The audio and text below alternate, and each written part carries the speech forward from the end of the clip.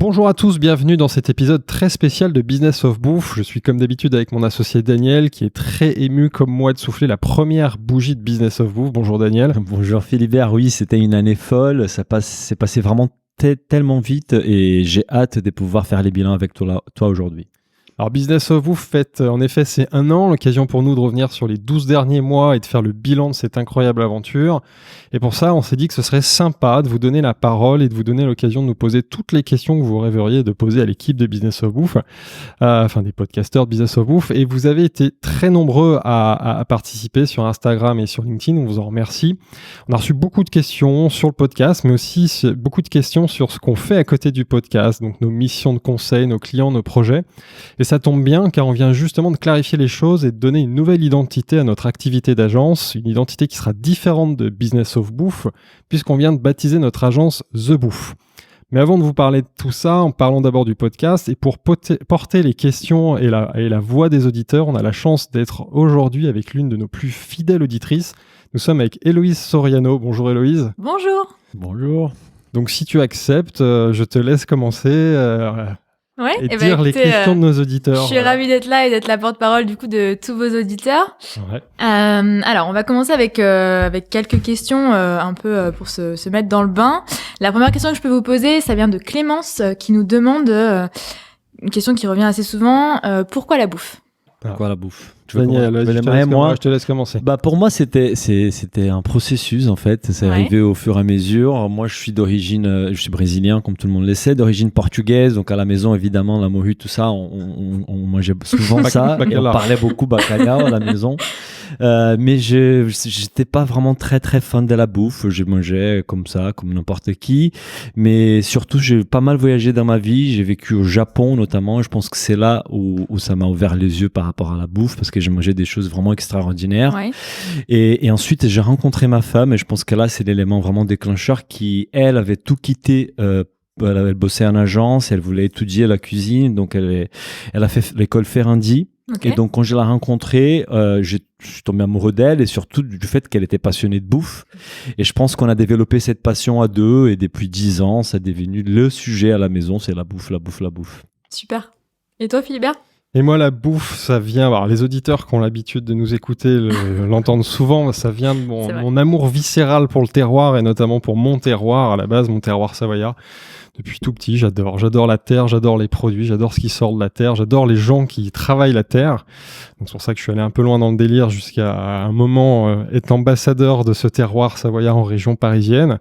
Et puis depuis, j'ai vu un peu plus large, j'adore tous les terroirs français. Donc pour moi, la bouffe, c'est évidemment la gastronomie, la restauration, le plaisir, la cuisine, mais c'est avant tout le produit. Et j'ai une vraie passion pour ça, je peux passer des heures pour choisir une tomate, pour choisir un saucisson.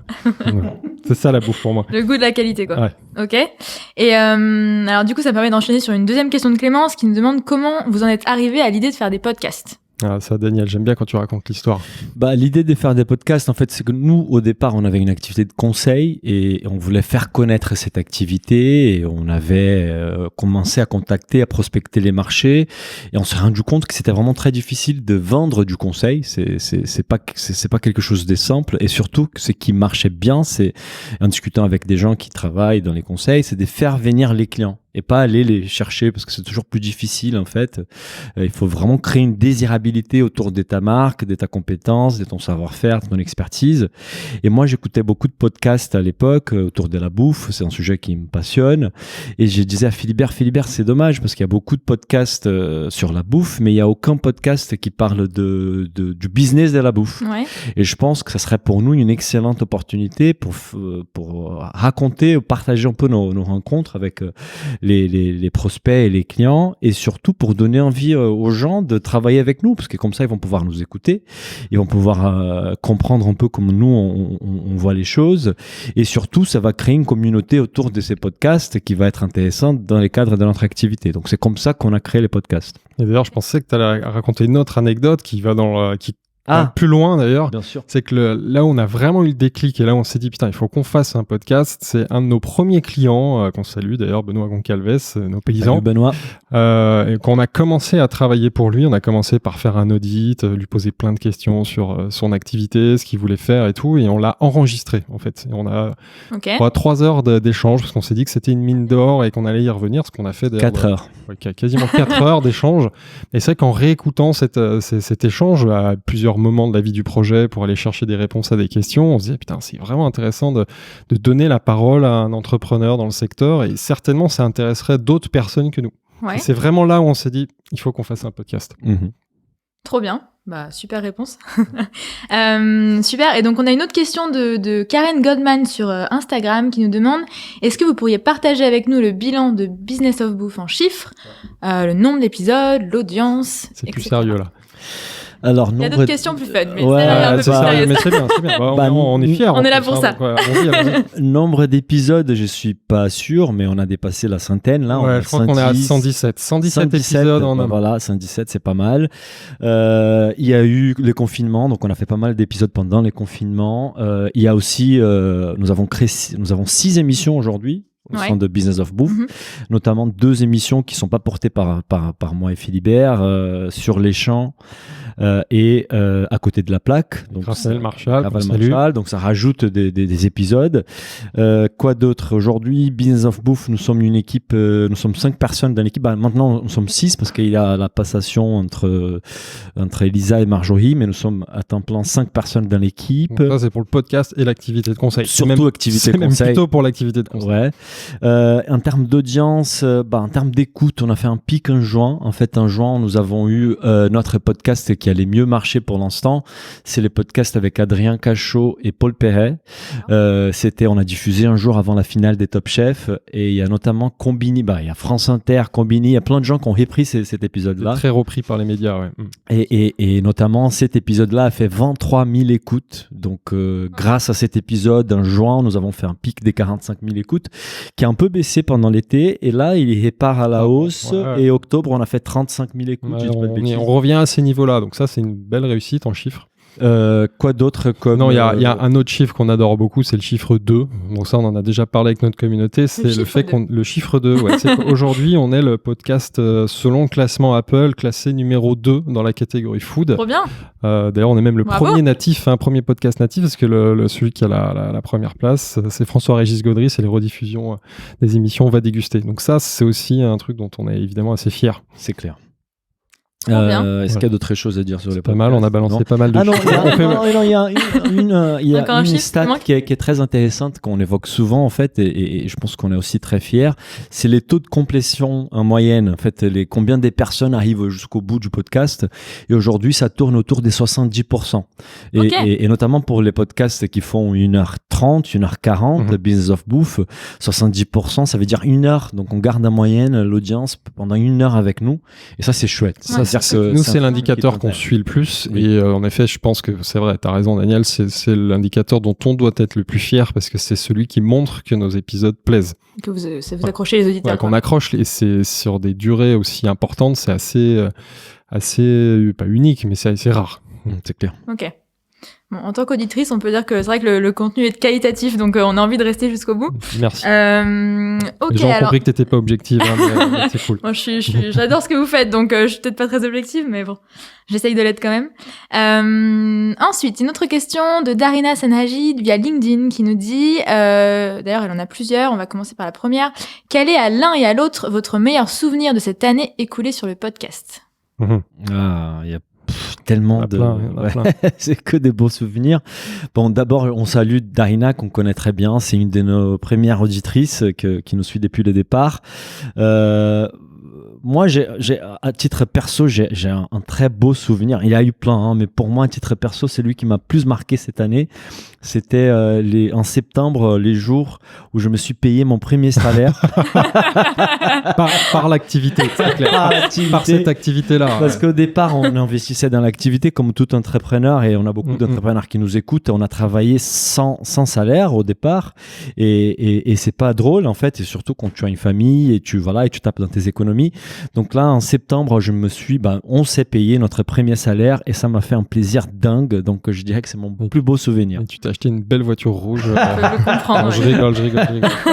Non, moi, mon plus beau souvenir, mais il est un peu évident, c'est l'épisode qu'on a enregistré avec Emmanuel Renaud en Savoie pour The Good Bouffe, parce que là je rassemblais tout, je rassemble ma vie d'avant, je rassemble ma vie d'aujourd'hui, et c'était passionnant. D'ailleurs je crois que Daniel m'a rejoint dans ce kiff, parce que pour le coup d'ailleurs j'étais très fier d'emmener Daniel sur mon territoire, de parler de mon terroir avec un grand chef étoilé, et c'est un super épisode parce qu'en plus c'est un chef, pour les gens qui le connaissent, qui est un peu particulier, qui peut être un peu fermé au début, et en fait après 1h30 d'échange, il s'ouvre et on fait un super contenu, il nous parle avec beaucoup de vérité de plein de choses super intéressantes et très...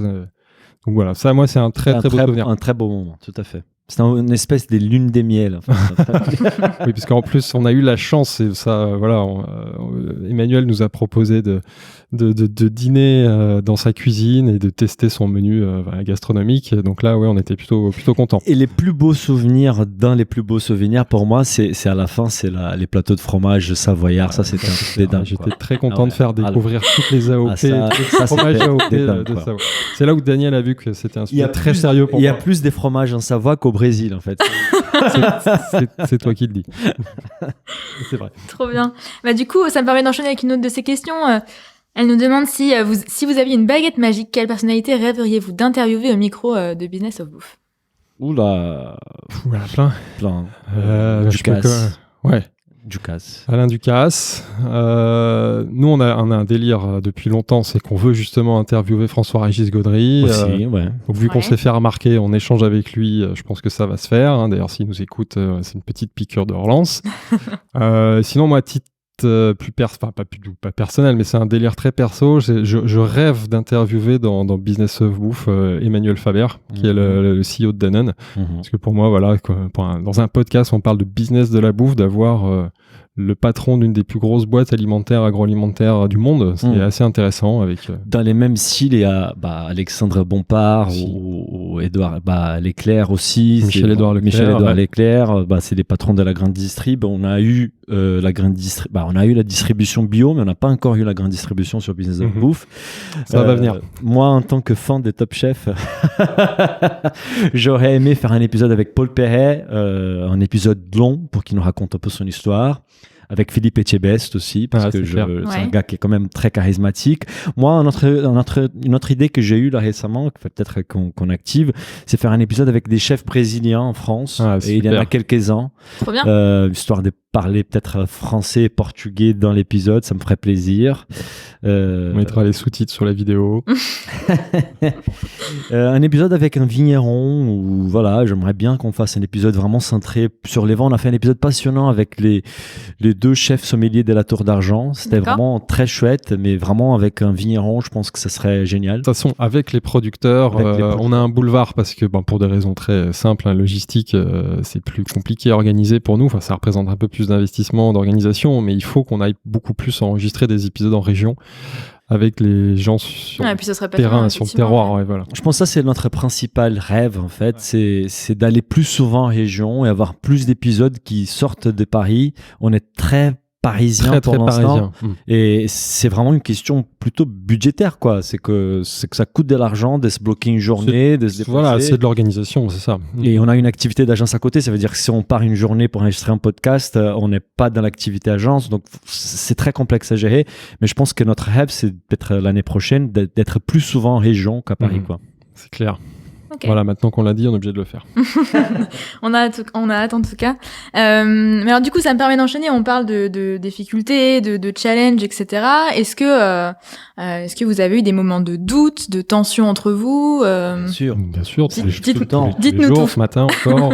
Pas ce matin, non, c'est une blague. Non, globalement, ça va. Je pense qu'on est tous les deux très exigeants. Ouais. Et ça, parfois, on est exigeant vers nous-mêmes, mais aussi envers l'autre. Donc, je pense que ça ça a pu causer des moments de tension. Et surtout qu'au début, là, c'est moins les cas. Je pense que depuis 3 mois, c'est beaucoup moins les cas. On était tous les deux sur les mêmes choses, en fait, parce qu'on faisait tout à deux. À la fois, la côté activité conseil, agence, mais aussi pour les podcasts. Et vu qu'en même temps, on a des tempéraments assez autonomes, assez indépendants, forcément, quand on est à se marcher sur les plates-bandes l'un de l'autre, forcément, il y a eu des moments un peu de tension. Après, on a eu l'intelligence de gérer le sujet assez facilement, et la preuve, on est encore là.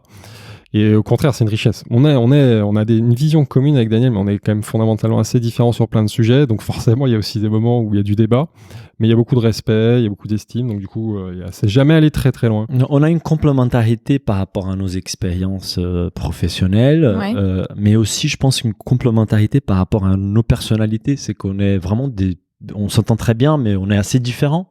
Et je pense que c'est ça qui est chouette, c'est notre richesse. Voilà. Mieux ça que des clones. Clair. Et je pense que dans les podcasts, je sais pas si ça c'est récent, mais ça nous permet des blagues. Celles de Daniel sont pas drôles et ça nous permet de poser des questions. On s'intéresse à des choses différentes, on pose des questions différentes, et je pense que ça fait un peu notre force aussi. Ok. Et donc maintenant, du coup, votre domaine d'action est un peu plus scindé. C'est plus évident pour vous de savoir sur quoi vous travaillez. Donc, il y a moins de tension. Beaucoup plus, ouais. Sur le podcast, c'est même sur avec les clients et l'activité de conseil. Et il faut qu'on dise la vérité, c'est que là, notre activité, on va parler de l'activité agence, elle se développe. On a de plus en plus d'étapes. L'équipe grandit. Donc de plus en plus de choses à faire. Et donc, comme on a plus de choses à faire, il faut qu'on se partage mieux les choses, parce que sinon, on va pas s'en sortir, quoi. Ok. La nature est bien faite. Ok. Mais alors, sans transition, mais question géniale, quelle est votre chanson préférée et cap ou pas cap de la fredonner lors d'un prochain épisode? Lors d'un prochain, ça va.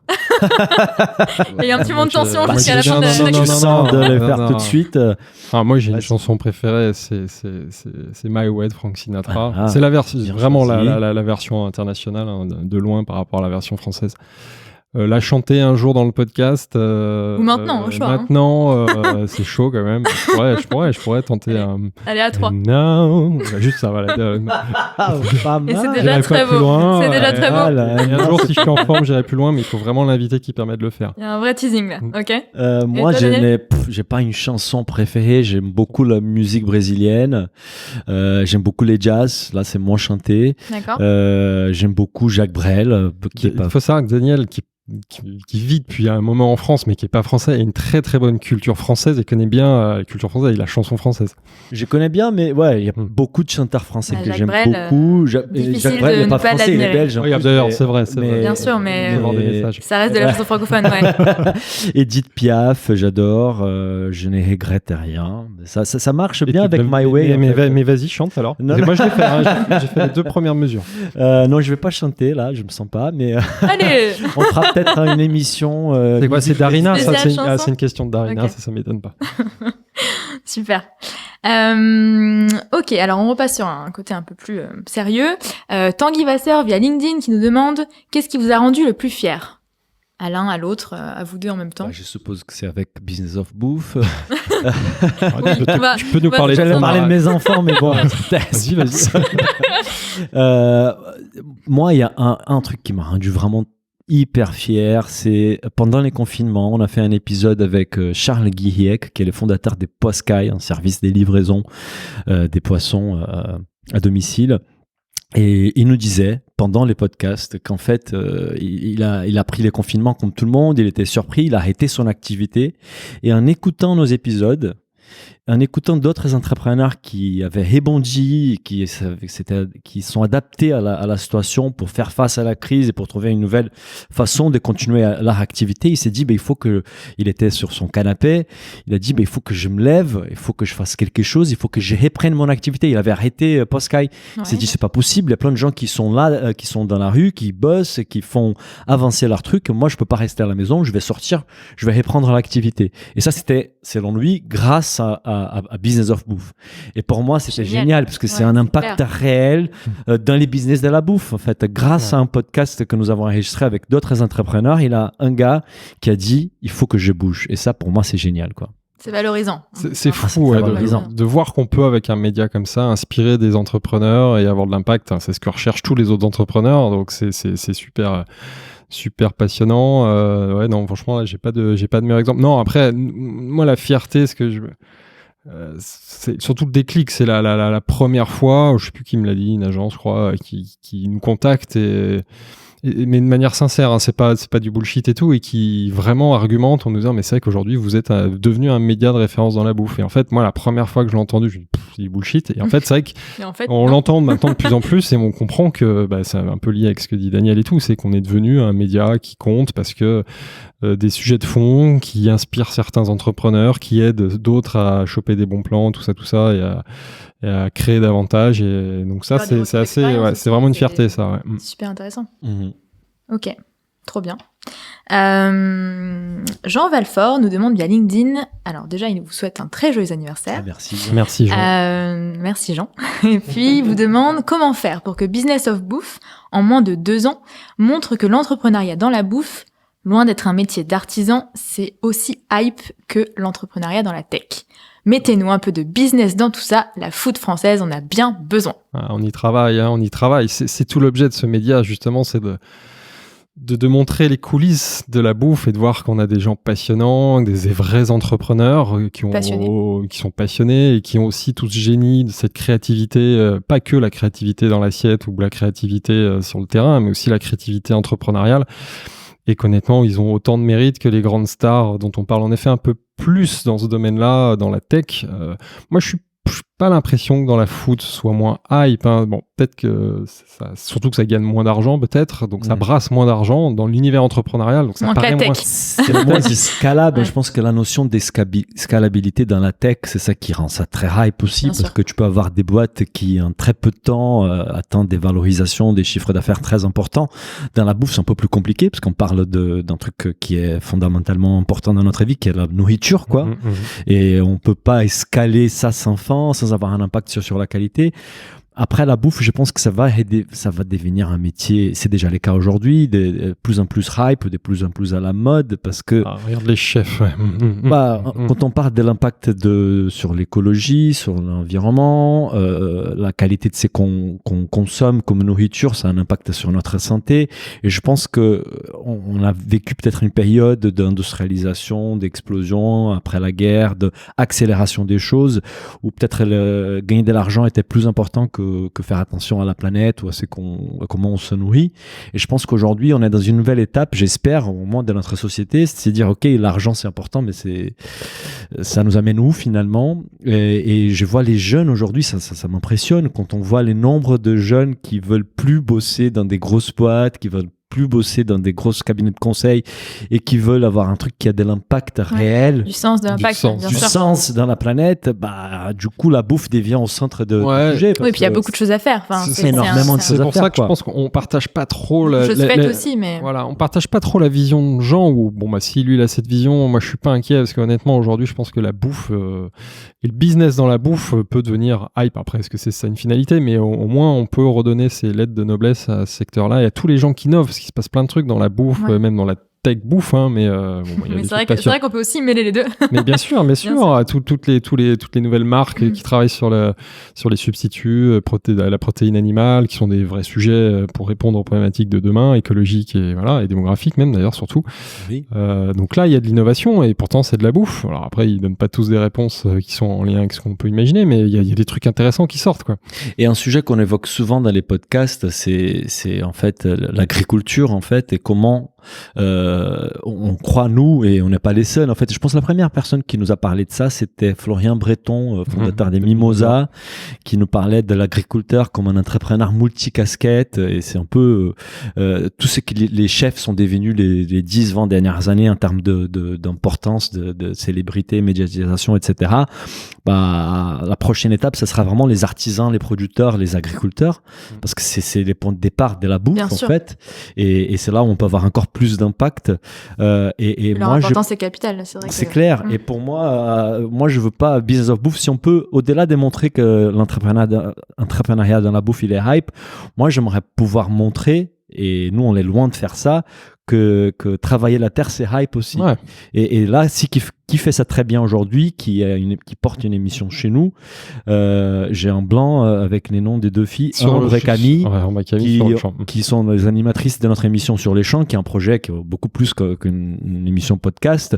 Elles vont à la rencontre d'agriculteurs qui innovent, et moi j'aimerais bien qu'elles puissent montrer que l'agriculture c'est hype, parce que je pense que c'est très important que plus des gens s'intéressent à ces métiers-là, quoi. Moi, je trouve que la phrase « travailler la terre, c'est hype », c'est une très belle phrase et je suis bien d'accord. Bah, on va mettre ça. J'aime beaucoup. J'aime beaucoup. Alors, on a Ying Chao qui nous demande via LinkedIn, 1 an après, qu'est-ce qui vous empêche de dormir la nuit et qu'est-ce qui vous fait vous lever le matin? Et comment cela a évolué? Alors on va commencer par le positif déjà. Qu'est-ce qui fait qu'on se lève le matin, ce qui nous met la niaque et tout. Mis à part votre chanson préférée. Ouais, arrêtez ça aussi, même si. Moi, il y a mes enfants aussi. Oui, non, voilà, petite profession. Enfin, après, ça dépend de l'heure du réveil à cause d'eux, hein, même si on les aime beaucoup. Non, nous, ce qui nous motive, c'est toutes ces rencontres. Enfin, c'est génial. On avait dans nos vies d'avant déjà la chance d'être plutôt bien entouré, d'avoir un réseau intéressant dans la food et d'avoir accès à ces gens-là dans la bouffe. Là, aujourd'hui, on l'a décuplé avec ce podcast et on rencontre des gens passionnants et surtout, on a des échanges de qualité avec eux. C'est-à-dire qu'on passe 2 heures à échanger avec des gens comme ça. Donc, on apprend, nous, beaucoup de choses.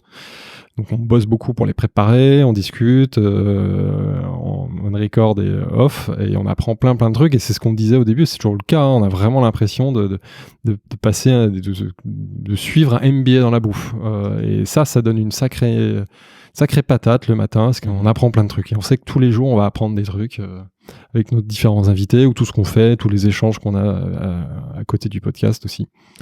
C'est ça, moi j'adore. Pour moi, c'est une reconversion en fait, la bouffe, parce que j'ai jamais bossé dans la bouffe. J'ai commencé il y a 3 ans à bosser dans la bouffe, et donc faire ces podcasts me permet d'accélérer mon apprentissage. Là, en 1 année, j'ai appris tellement de choses, et ça a toujours été une passion depuis 10 ans, la bouffe. Et je pense que c'est qui me fait lever les matins, c'est de savoir que je bosse avec ma passion, que je suis passionné par mon métier. Et ça, c'est très excitant, quoi. Ouais, et donc, je vois pas les temps passer. On fait des journées assez longues parce qu'entre les podcasts, l'agence et tout le reste, on fait des journées de 10, 12 heures et je vois même pas les temps passer. Et donc, ça, c'est génial. Ouais, c'est top.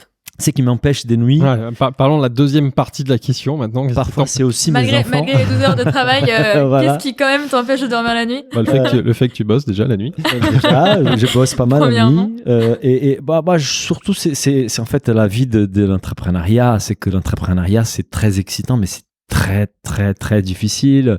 Nous on bossait chez le VMH, on avait des niveaux de revenus intéressants, et tout de suite on arrête ça pour ne pas toucher de salaire, démarrer un truc des zéros. Évidemment, il y a une incertitude économique autour de ça. C'est que quand est-ce qu'on va pouvoir nous payer correctement et vivre correctement de cette activité. Et je pense que c'est ça qui pas m'empêche de dormir la nuit, mais c'est un point d'interrogation. Aujourd'hui, je gagne moins d'argent de ce que j'ai besoin, et donc comment je vais pouvoir accélérer tout ça et vivre correctement de mon activité. Donc je pense que c'est les principaux points d'interrogation, quoi. Voilà, même si c'est bien orienté, c'est toujours un sujet, parce qu'aujourd'hui on a créé une structure avec un modèle qui évolue évidemment. Le conseil permet d'avoir des revenus assez facilement, mais c'est quand même du boulot. Déjà, il faut produire, il faut prospecter. Et puis en effet, il y a tout le temps qu'on passe sur le podcast, qui est certes un kiff, mais aujourd'hui qui est pas non plus encore une activité qu'on monétise complètement. D'accord. Donc c'est des réflexions qu'on a dans tous les sens, et c'est des vrais sujets, parce qu'évidemment, comme tout le monde, il faut le temps qu'on consacre à nos activités nous permette d'être bien rémunéré sans forcément chercher à gagner des millions. Mais voilà, donc nous ce serait ça le sujet qui pourrait parfois, mais c'est pas trop mon genre, m'empêcher de dormir. Ok. Du coup, c'est vrai qu'on a 2 petites questions là qui rejoignent un peu ce qu'on est en train de se dire, notamment via Instagram, Passion Manger Sain qui nous demande: votre business est-il rentable? Ouais. Et non, d'ailleurs. Thibaut Prader qui nous demande quel est le modèle économique associé au podcast. Donc c'est 2 questions qui se rejoignent assez et qui rejoignent un peu ce qu'on se dit. Est-ce que vous pouvez nous en dire plus sur ça? Ouais, voilà, justement, c'est ce qu'on commençait à dire, c'est qu'aujourd'hui le modèle économique, mais ça depuis le début, c'est pas le podcast. Nous, on n'a jamais imaginé vivre à temps plein, enfin vivre d'ailleurs tout court du podcast. C'est pour ça qu'on a toujours conçu depuis le début une activité de conseil à côté du podcast. On sait que le podcast c'est un média comme un autre. Le média, c'est des sujets, Daniel connaît bien où les modèles économiques sont parfois compliqués. Donc là, aujourd'hui, il n'y a pas vraiment d'ailleurs de modèle économique sur le podcast. On arrive à un stade depuis un an où évidemment on commence à avoir des revenus sur le podcast. Donc ça paye une partie du temps qu'on y consacre, mais évidemment pas à la hauteur de l'activité de conseil, par exemple. Sur le conseil, on sait aujourd'hui chiffrer une journée de boulot. Aujourd'hui, quand on passe une journée sur le podcast, évidemment, on la valorise pas au même niveau. On commence, c'est intéressant. Là, depuis quelques semaines, nos auditeurs ont dû le voir. Déjà, on commence à avoir de la publicité. C'est-à-dire qu'il y a évidemment des marques, des annonceurs qui sont intéressés pour parler à notre audience qui est ultra qualifiée. Donc ça, c'est cool. Donc ça, c'est un petit revenu, c'est sympa.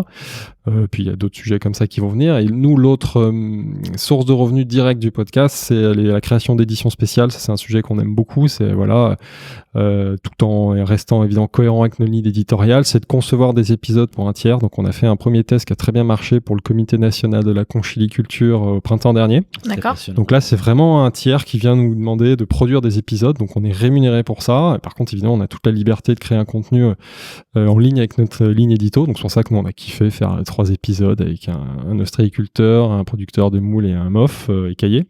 Et ça, on aime bien. Et là, nos auditeurs verront, il y a des projets du même type qui vont certainement sortir. Et ça, c'est passionnant. Mais ça, aujourd'hui, ça pas pour vertu, ça pourra pas payer complètement le temps qu'on y consacre. Donc aujourd'hui, le podcast, c'est un outil de notoriété, ça nous amène de la crédibilité, c'est cool, mais aujourd'hui le vrai modèle c'est l'agence, c'est le temps qu'on y consacre. Ça a toujours été la vision en fait. On n'a jamais lancé les podcasts en attendant pouvoir gagner de l'argent avec les podcasts. Et je pense que les podcasts, un complément il y en a qui le font, mais nous on n'y croit pas trop. De l'agence, quoi. Ouais, nous c'était vraiment un outil pour faire connaître l'agence et c'est qu'on n'avait peut-être pas anticipé, c'est qu'on allait beaucoup apprendre aussi en faisant les podcasts. Ouais, et nous on monte en puissance parce qu'on découvre des nouveaux métiers dans la bouffe et on élargit en fait nos compétences. Donc ça c'est génial déjà, c'est comme une formation en continu et les modèles économiques a toujours dans notre tête au monde toujours été l'agence. Donc les podcasts c'est un outil d'acquisition pour l'agence et la bonne nouvelle c'est que ça marche. C'est qu'aujourd'hui nos principaux clients c'est des gens qui sont venus grâce au podcast. Okay. Donc je pense que là c'est bien. Après est-ce que le business est rentable? Les podcasts rentables, on a très peu de charges, mais il n'est pas rentable. Non, la business unit, pour parler vraiment business, si on isole le podcast, non, c'est pas rentable. C'est pas rentable, c'est un investissement. C'est qui est, entre guillemets, c'est pas rentable non plus. C'est l'agence, oui, elle est rentable, mais nous, on n'a pas comme but de générer de la rentabilité parce qu'on est une toute petite boîte. Donc, tout ce qu'on gagne, c'est pour investir, c'est pour embaucher, c'est pour prendre un bureau, c'est pour se payer. Verser le fameux premier salaire de septembre. Voilà, depuis 3 mois. Et faire en sorte qu'on puisse encore se payer dans 3 mois. Et payer d'autres personnes. Et ça, c'est une énorme fierté aussi de pouvoir payer d'autres personnes et pouvoir embaucher, etc., etc. Donc, je pense que même l'activité agence, pendant quelques années, elle ne sera pas rentable parce qu'on va toujours investir pour chercher la croissance. Est-ce qu'il y a d'autres choses qu'il faut... Non, mais du coup, c'est intéressant parce qu'en plus, c'est comme Après, il y a un autre sujet, du coup, je rebondis sur ça. C'est comme je le disais dans l'intro, on profite de l'anniversaire du podcast aussi pour clarifier les choses sur ces 2 activités. Parce que, évidemment, on a créé le podcast au début comme un vrai outil d'acquisition. Comme vient de le dire Daniel, ça marche, c'est super. Sauf que ce qu'on n'avait pas imaginé, c'est le succès, entre guillemets, du podcast qui dépasse largement nos attentes. Et aujourd'hui, on a éprouvé le besoin, senti cette nécessité de clarifier les choses et de créer, comme je le disais en intro, 2 marques différentes pour que notamment le podcast devienne un média complètement indépendant, justement éviter... On pourrait avoir des conflits d'intérêts, de dire tiens, vous passez dans un podcast, un mec qui est un de vos clients, tout ça. Donc là, c'est pour ça, nous, on clarifie les choses. Aujourd'hui, on va avoir une ligne éditoriale très claire sur Business of Bouffe. C'est la liberté d'interroger, de donner la parole à qui on veut et avoir une activité de conseil à côté avec des clients définis. Et c'est pour ça, d'ailleurs, qu'on a décidé de lui donner une identité. On n'est pas allé chercher très très loin, donc comme je disais, notre activité d'agence, ça s'appelait The Bouffe. Et voilà, ça permettra d'être très clair, quoi. Le podcast Business of Bouffe et l'agence The Bouffe.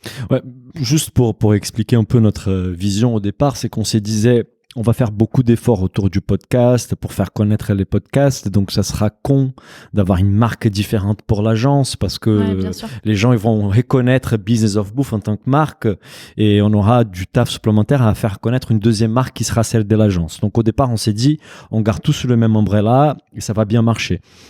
C'est vrai, sauf que les podcasts, il a pris une dimension qui a dépassé complètement nos attentes. On s'est jamais dit on n'a jamais imaginé qu'on allait faire 45 000 écoutes sur un mois. Vous avez sous-estimé votre talent, quoi, et le talent de vos invités. Mais ouais, j'en sais rien, mais on a sous-estimé le potentiel du podcast ou l'ambition qu'on avait pour les podcasts. Et maintenant, aujourd'hui, on s'est dit à un moment donné, on peut plus avoir les deux activités avec les mêmes noms. Ça crée de la confusion pour l'audience. Même nous, en interne, à un moment donné, c'était compliqué.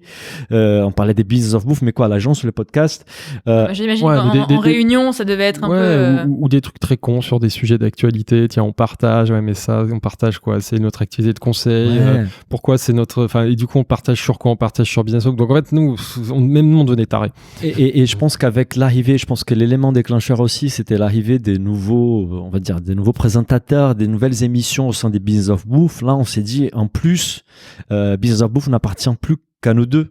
Il y a d'autres personnes qui font partie du projet. Donc là, il faut vraiment séparer l'agence de ça parce qu'il faut que les médias se développent d'une façon indépendante et que l'agence se développe d'une façon indépendante. Et je pense que même pour nous, en interne aujourd'hui, ça nous facilite tellement la tâche.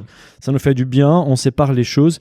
Et je pense que pour les gens de l'extérieur, ça va être plus facile à identifier Business of Bouffe, les médias et l'agence des bouffes, qui est l'agence qui a créé les podcasts Business of Bouffe. Donc on invite nos auditeurs les plus motivés, ceux qui nous écoutent à ce moment-là et sur cet épisode-là, à aller regarder nos nouveaux sites. On a clarifié, donc maintenant il y a un site Business of Bouffe 100% média, où d'ailleurs on explique un peu plus l'histoire du projet, on explique un peu plus la différence entre les émissions, avec une navigation qui est un peu plus simple d'ailleurs pour retrouver les épisodes par émission, et on a fait du coup créé un site dédié spécialement à l'agence The Bouffe. Tout à fait. Super. Donc The Bouffe, très, très belle transition. The Bouffe. Donc Déborah Nsondé. Ouais, clairement. Déborah Nsondé nous demande via LinkedIn comment définiriez-vous l'agence The Bouffe, justement. On en parle, donc définissons-la.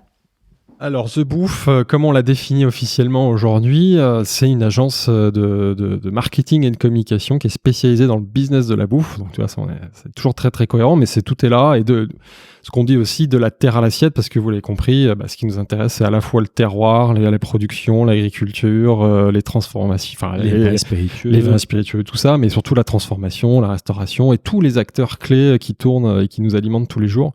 Donc là, voilà, l'agence, elle est spécialisée, elle accompagne ces gens-là, on l'assume, c'est vraiment spécialisé dans ce secteur, et sur des métiers, en effet, plus marketing, communication, avec une approche très entrepreneuriale qui est liée à notre identité à la base de tous les deux, parce qu'on est tous les deux, même si on a eu des expériences dans des très grands groupes, Daniel le citait tout à l'heure, LVMH, mais on a aussi des expériences entrepreneuriales, et aujourd'hui, on a recruté, on s'entoure de gens qui gardent cette philosophie-là, et on aime beaucoup ça, on y reviendra peut-être. Voilà, donc on est agence de marketing communication avec une expertise dans le storytelling. Ça, c'est un peu évident maintenant, ça l'était peut-être moins au début, mais la création de contenu, c'est quelque chose qui est très important pour les marques. On l'a vu, on l'entend souvent, c'est souvent les besoins que nous expriment nos clients. Et aujourd'hui, le podcast a renforcé cette expertise-là, parce qu'on est devenu aussi des experts de création de contenu audio. Donc c'est devenu aujourd'hui une expertise de l'agence. Et évidemment, au-delà de ça, par nos vies précédentes, nos expériences d'avant et nos réseaux, on se positionne aussi sur la création de contenu sur tous les autres supports, aussi bien le visuel, la vidéo, la rédactionnelle. Donc nous, on est le cœur de métier est beaucoup sur ça, le storytelling, le digital, l'influence. Il y a les branding, parce qu'on vient tous les deux d'LVMH, et quand même LVMH, c'est une très bonne école pour tout ce qui est marque, comment créer et communiquer autour d'une marque. Je pense que ça, c'est des choses qu'on a bien appris, on a été bien formaté et qu'on peut appliquer à notre sauce auprès de nos clients. Ce qu'il disait Philibert par rapport à les storytelling, c'est vrai. En plus, moi, avant de rencontrer Philibert, j'ai dirigé un média qui était dédié à la vidéo chez LVMH, qui s'appelle Nowness. Donc, mon métier pendant 4 ans, c'était de créer des vidéos pour les marques. Donc ça, c'est quelque chose qu'on connaît. Et après, les digitales aussi, la création de sites. On crée des sites pour nos clients, on crée des sites pour nous-mêmes. Et la partie qu'on rajoute un peu grâce au podcast aussi, c'est la partie influence, parce que On a fait quand même pas mal de belles rencontres cette dernière année. On a développé notre carnet d'adresses. On est aujourd'hui perçus comme des influenceurs. Alors c'est ça, ça me fait rigoler. Maintenant, quand on est contacté toutes les semaines par des agences de PR qui veulent nous pousser plein de sujets, donc on est nous-mêmes devenus des influenceurs en contact avec d'autres influenceurs. Donc c'est un univers qu'on connaissait un peu, pour être vrai, pour être sincère, mais qu'on découvre un peu plus. Et aujourd'hui, on a une expertise et on le voit pour certains clients, on les accompagne aussi sur ce sujet-là. Quoi. Et sinon, il y a un point qui est important, que c'est particulier à moi et Philibert. C'est quelque chose qu'on s'est dit lors d'un déjeuner quand on s'est rencontrés. C'est une vision qu'on partage, c'est qu'on déteste les marketing bullshit. Je me souviens, Philibert m'a raconté, on va peut-être en parler plus tard, mais il bossait en freelance pour une agence de communication spécialisée dans la bouffe, et il m'a raconté un peu comment ça se passait en coulisses. C'est vraiment une approche qui était très très très bullshit, et ça nous énerve. Et je pense que les podcasts, ça nous a encore renforcé ces trucs de voir quelle l'authenticité, la vérité, la transparence, c'est ce qu'ils cherchent les consommateurs aujourd'hui. Ouais. Et donc nous, notre agence, je pense qu'elle a patte.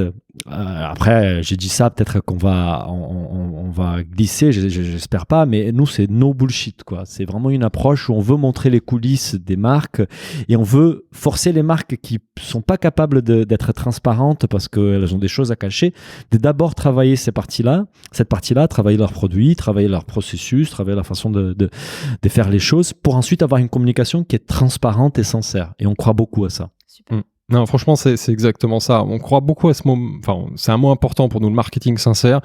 Parfois, quand on parle de marketing pour certaines personnes, c'est un gros mot, mais bon, nous, on a tous les deux des expériences assez fortes dans ce domaine-là, et c'est un levier qui est très fort. Évidemment, aujourd'hui, on a besoin d'utiliser les leviers du marketing pour faire comprendre à un consommateur un produit. C'est juste qu'évidemment, ça a certainement été complètement biaisé et des gens ont fait n'importe quoi pour vendre des trucs dont on n'a pas besoin et raconter des conneries. C'est un bullshit. Mais je pense qu'aujourd'hui, on doit utiliser ces méthodes-là, mais à bon escient. Et on l'a évoqué plein de fois déjà dans ce podcast, c'est qu'aujourd'hui, par exemple, les producteurs ou ceux qui font bien, ça suffit pas de bien faire. Il faut utiliser des leviers très simples de marketing et c'est là où on se positionne. Donc c'est aider tous ces gens qui ont des très beaux savoir-faire, qui ont des belles valeurs, à le faire connaître à un plus grand nombre.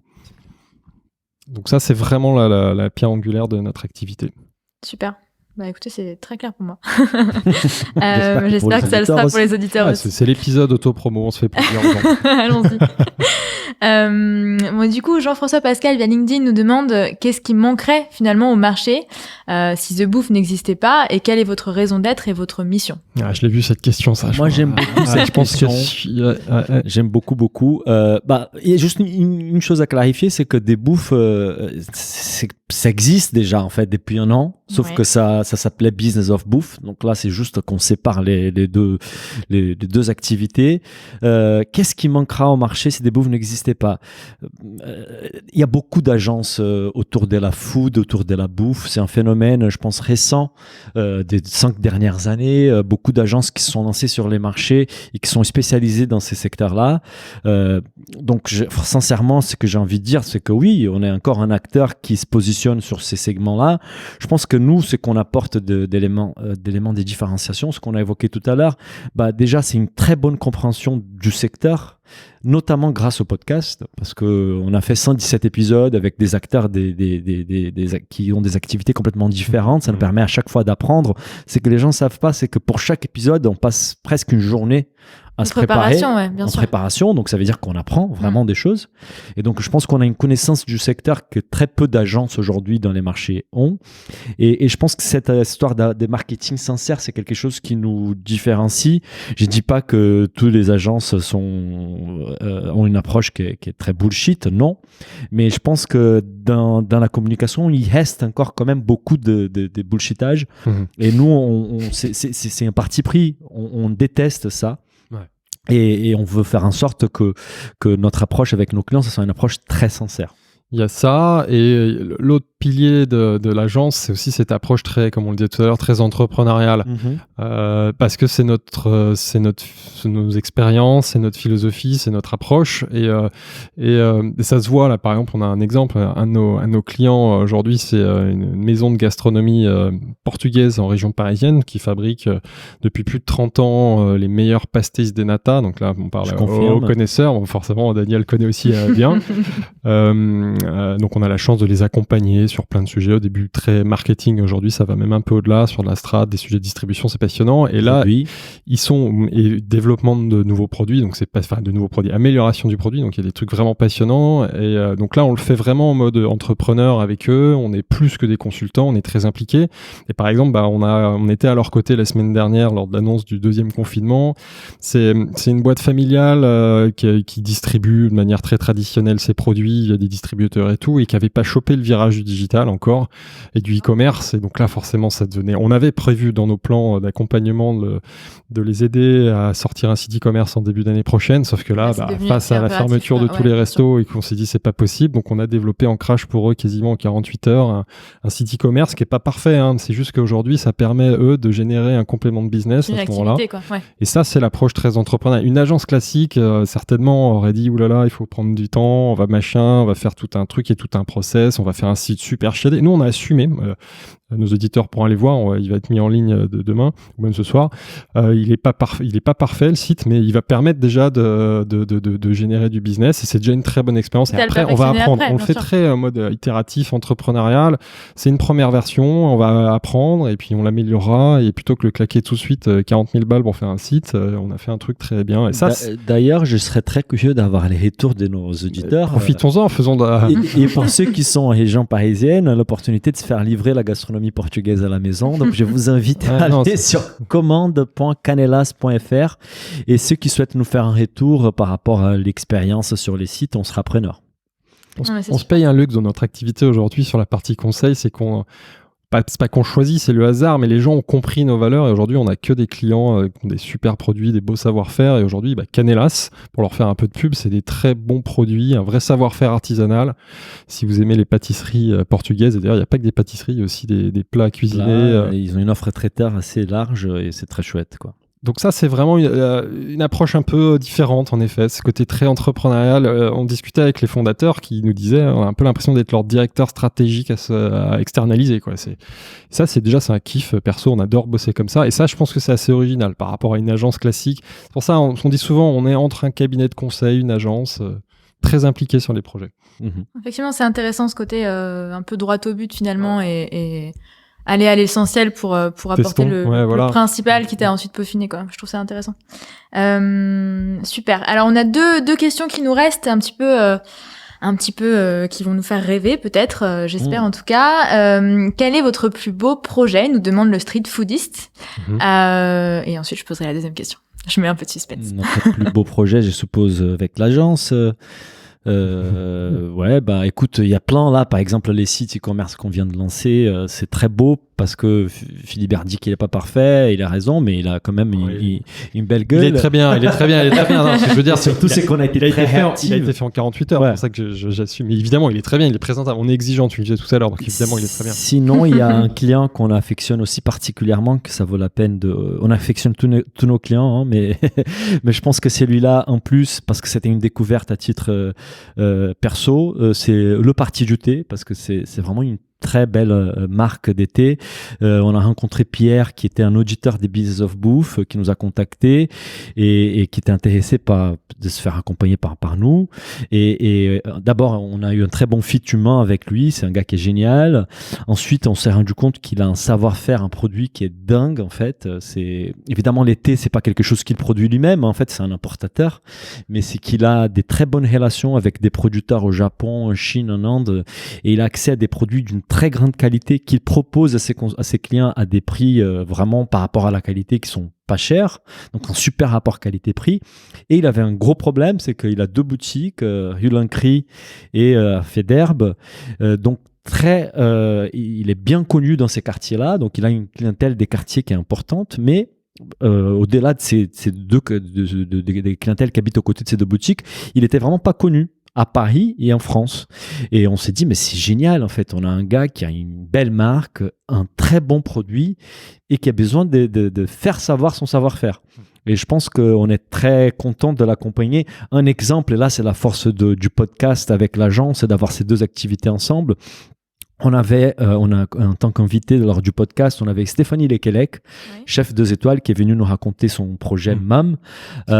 Super projet. Elle arrive, elle nous demande si elle pouvait avoir. Je lui propose quelque chose à boire comme d'habitude. Je dis, elle m'a dit, j'aimerais bien une tasse un peu de café. Et j'ai dit, zut, on n'a pas de café. Mais je peux te proposer du thé. Notamment, c'est un de nos clients. C'est parti du thé. Je t'ai fait goûter. Qu'est-ce que tu veux? Ah, un thé vert. Donc, on les fait goûter son thé vert. Elle adore les thés verts, on le met en relation et 2 semaines plus tard, elle signe avec lui. Génial. Aujourd'hui, c'est lui le fournisseur des thés de Stéphanie Lequel. Dès la Seine, c'est super. 2 étoiles et aussi de son épicerie MAM. Donc c'est génial en fait. La force de la mise en relation, c'est la super. force du réseau, la force du podcast. La synergie entre l'activité de conseil et le podcast. Et surtout la force de la qualité de son produit, du parti du thé. Donc ça, c'est une marque qu'on affectionne. C'est un super beau projet, on adore le produit. Ouais. J'allais dire la même chose. Bon, c'était ça la question, non? Oui, c'était. On est bavard. Il me semble que c'était bien ça la question. Ce que j'aime, c'est que Daniel avait dit oui, ce podcast va faire 10 minutes. J'en doutais aussi. On approche des 50 minutes là, mais on a bientôt fini. Du coup, alors dernière petite question. Tiffany Mollard via Instagram qui nous demande du coup pour le futur, quel est le projet de rêve sur lequel vous aimeriez travailler? Voilà. Moi j'ai un kiff, j'en ai déjà parlé, peut-être pas dans le podcast, j'en parle souvent. Moi mon rêve c'est de créer un Italie à la française. Italie, pour ceux qui connaissent j'imagine pas mal, dans nos auditeurs, c'est ce concept, ce food hall italien, partout en Italie, dans plein de grandes capitales mondiales, notamment ensuite New York, et on rêve, enfin c'est pas un rêve réaliste aujourd'hui, mais on rêverait de faire la même chose. Aujourd'hui on a la capacité avec notre terroir de faire d'imaginer un lieu dans des grandes villes, en France déjà, mais certainement aussi à l'étranger, avec les meilleurs produits, les meilleurs producteurs, les meilleurs chefs français. Moi j'ai déjà j'ai fait ça à l'échelle savoyarde, mais je pense qu'on peut le faire à l'échelle française. Ça c'est un kiff. Moi j'ai des plans. on est très entrepreneurs. Je sentais que tu étais en train de réfléchir en même temps. J'ai cité celui-là, mais j'en ai plein d'autres. Il y a plein, on adore créer des choses, on adore créer des marques. Et un des idées qu'on a et peut-être qu'on va mettre en place un jour. On a même évoqué lors du podcast qui va sortir ces dimanches avec French Food Capital, c'est la création d'un fonds de capital des risques où on investit dans des boîtes, des startups, de la bouffe très early stage. Je pense que ça fera plaisir à Jean aussi qui veut qu'on rende la bouffe plus hype. Mais bien sûr. C'est vraiment créer un fonds qui va investir dans ces acteurs-là, qui va accompagner les entrepreneurs à transformer la startup en marque forte, engageante, avec des bons produits. Et je pense que nous, on est pas mal placés pour les accompagner grâce à tout ce qu'on voit, notre expérience, notre capacité à créer des marques, à raconter des histoires, etc. Donc ça serait un gros kiff. En tout cas, on est chaud pour sélectionner des projets, les accompagner. Aujourd'hui, ce qui nous manque, c'est les fonds. Voilà, d'ailleurs, mais bon, si on passe un message. S'il y a des investisseurs qui souhaitent nous aider à faire en sorte que c'est beau comme transition. Ces rêves deviennent réalité. On est à l'écoute. Vas-y, liste tous tes rêves. Ils vont se réaliser si t'en parles à des dizaines de milliers de personnes. Claire. Nous, on n'a pas aujourd'hui dans l'activité agence, on n'a pas encore des clients dans le domaine du vin et spiritueux. Ouais, très paradoxal parce que c'est un sujet qu'on connaît bien, mais ça va se faire. Donc moi, j'aimerais bien avoir un client, accompagner des clients dans les vins et spi. Moi, il y a un truc aussi qui est un projet, ça c'est plus perso. Je vais passer 10 minutes là à raconter mes projets. On va l'atteindre l'heure. Non, mais il y a les auditeurs ne voient pas, c'est que Daniel a un éclair de génie. Il y a un truc très créatif. Non, mais c'est par rapport aux matières premières qu'on ne retrouve pas en Europe, et notamment il y a les thés, les cafés, les chocolats. Et les chocolats, moi, ça me fait mal au cœur au Brésil. Et là, j'ai même ma casquette des Brésiliens. En fait, on est producteur des cacao et des cafés, sauf qu'on exporte la matière première et on va la racheter, transformer 10 fois plus cher. Un exemple classique, c'est Nespresso. On cultive du café au Brésil qu'on exporte, qui sont torréfiés et mis dans une capsule en aluminium. Et ensuite, au Brésil, on vient racheter ces capsules-là. Donc, ça n'a aucun sens écologique, aucun sens économique, aucun sens n'importe quelle perspective sociale, zéro. Et donc, j'adore les projets porteurs d'essence et qui valorisent la matière première dans les pays où elles sont cultiver pour que la richesse reste dans ces pays-là. Et notamment au Brésil, il y a une marque que j'ai déjà évoquée à Philibert qui s'appelle Dengo. Qui veut dire en portugais espèce des câlins, un truc comme ça, et qui en fait c'est un projet social, et c'est pas que social, hein, c'est aussi un projet économique, mais ils vont transformer donc les cacao en chocolat au Brésil, en mode bean to bar, et ils vont savoir valoriser ces chocolats-là et ces savoir-faire, et les gens qui participent du processus, donc notamment les producteurs des cacao, ils rémunèrent ça 50% plus cher que les prix du marché, et moi j'aimerais par exemple un jour pouvoir amener une telle marque en Europe pour pouvoir vraiment aider en fait à la création de valeur au Brésil et qu'on arrête d'être exportateur des matières premières, qu'on soit aussi transformateur et qu'on crée de la valeur qui reste dans les pays en développement. Donc voilà, c'est un projet qui peut-être je vais pouvoir participer un jour et contribuer à ça. Avec plaisir. Bon, il a fait long, hein, donc je vais pas en rajouter. Ouais. J'ai déjà commencé. Trop bien.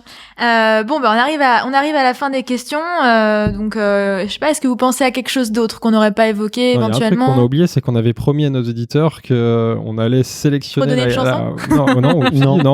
allait sélectionner la question. Alors c'était un peu bizarre comme appellation, la question la plus pertinente, et qu'on allait offrir à cet auditeur un coffret justement d'un de nos clients, la marque Le Parti du Thé. Donc je crois qu'on est un peu d'accord avec Daniel. C'est peut-être le moment de le révéler.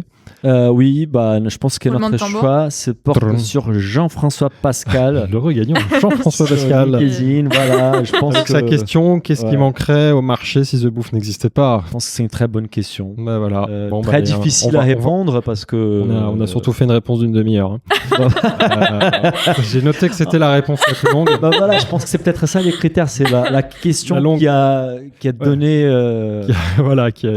Qui a suggéré la réponse la plus longue. Donc là, pour le coup, il a gagné. Donc on va félicitations Jean-François. Jean-François, on va le contacter et lui faire livrer donc un coffret du Parti du Thé. Bon, super. On arrive à la fin de toutes ces questions. Donc moi, ce que je retiens en tant qu'auditrice, c'est plein de projets pour Business of Bouffe, le podcast, et puis plein de projets aussi pour l'agence The Bouffe qui se lance et qui continue de lancer ses projets sans bullshit, avec un marketing sincère. Donc génial. Merci. Moi, j'ai été ravie à titre personnel de vous interviewer. J'adore vos podcasts. J'adore ce que vous faites. C'est pour ça que je vous avais contacté justement pour voir ce qu'on pouvait faire ensemble. Je suis passionnée de tous ces sujets, de tous les invités que vous avez. J'adore votre dynamisme. Donc, je tiens à vous le dire là, pendant ce podcast. Il va pleurer. Il y a un paquet de mouchoirs, là. J'ai hâte de voir les autres invités que vous allez avoir, et puis ce n'est que le début. Passionnantes qu'on va pouvoir. Première année. Voilà. Super. Merci beaucoup, Héloïse, de jouer les jeux. On adore se faire interviewer, en fait, j'ai l'impression. Plein de choses à dire. Et merci aux auditeurs qui sont restés. Ce qu'il faut dire, et ça c'est assez rigolo à nos auditeurs, c'est que Daniel nous a dit on fait un épisode court, 10 minutes, un quart d'heure. Je dis j'y crois pas du tout, et là je crois qu'on 55 minutes. On est quasiment à 1 heure, mais ça m'étonne pas. J'avais mis un doute tout à l'heure, mais effectivement. Écoute, on est bavard. Merci à tous déjà d'avoir écouté cet épisode jusqu'au bout, et merci à toi, Héloïse. Merci à vous deux. Si le podcast vous a plu, n'hésitez pas à le noter 5 étoiles sur votre appli et surtout partagez notre podcast.